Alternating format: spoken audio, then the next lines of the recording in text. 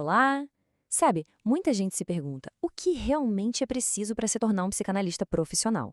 Bom, nesta análise a gente vai mergulhar fundo nessa jornada, desde os primeiros estudos até a prática no consultório. O objetivo é entender o que separa quem só estuda a teoria de quem, de fato, vive essa profissão. Então, a gente chega nessa pergunta central, né? O que de fato significa ser um psicanalista? E a resposta, olha, vai muito além de decorar as teorias de Freud ou de outros nomes importantes. É um mergulho que se revela, nossa, profundamente transformador. Para começar, a primeira coisa que a gente precisa sacar é que a psicanálise não é só mais uma matéria acadêmica. É, antes de tudo, um ofício. Uma profissão mesmo, sabe? Com suas próprias ferramentas, suas técnicas e, principalmente, uma prática que exige uma dedicação diária.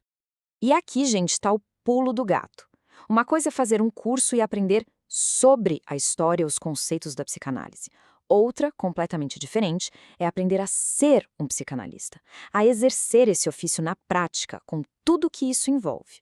E essa diferença toda se abre em dois caminhos de estudo bem distintos. Um deles foca em entender a profissão de fora, como se fosse um observador.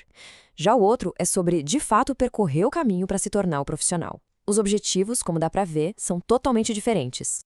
Olha só que interessante a diferença. De um lado, tem uma abordagem mais informativa, como a coisa funciona, o que se faz no dia a dia. Do outro está a jornada que realmente transforma, que prepara a pessoa para a atuação clínica.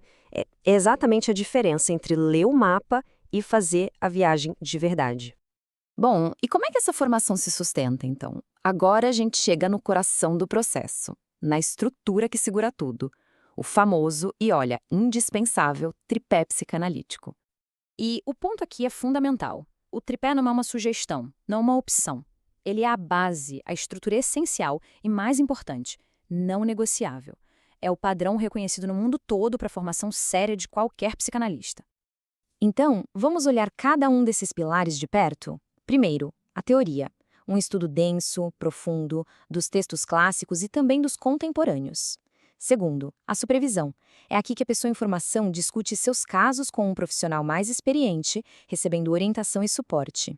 E terceiro, talvez o pilar mais revelador, a análise pessoal. Isso mesmo, o futuro analista precisa passar pelo seu próprio processo de análise. É um passo essencial para conseguir lidar com o inconsciente de outras pessoas, o que só é possível depois de um mergulho profundo no seu próprio. Então, é isso. Quando a pessoa completa essas três frentes, teoria, supervisão e análise, ela constrói a base para ser autorizada a praticar. Se faltar uma delas, a formação simplesmente não está completa. Fim de pato. Mas olha, ter essa base sólida não significa que a jornada acabou. Muito pelo contrário. Agora, a gente sai da estrutura da formação para entrar nas questões do mundo real, sabe? Nos desafios que todo aspirante a analista enfrenta na hora de pensar em abrir um consultório. São essas perguntas do dia a dia que definem o tal ofício. Não adianta só dominar a teoria. É preciso saber como montar um espaço, entender quais são os limites da atuação, como as regras funcionam aqui no Brasil e em outros lugares e, claro, estar por dentro da legislação. E quando a gente junta essa formação super rigorosa com os desafios práticos do dia a dia, a gente chega numa questão ainda mais funda, uma questão de identidade, tanto profissional quanto pessoal. E tem uma frase que, olha, resume isso perfeitamente. Se tornar psicanalista não é só sobre adquirir um diploma ou um conjunto de técnicas. É um caminho que exige de forma inseparável tanto um rigor intelectual absurdo quanto uma intensa transformação pessoal. Uma coisa não existe sem a outra.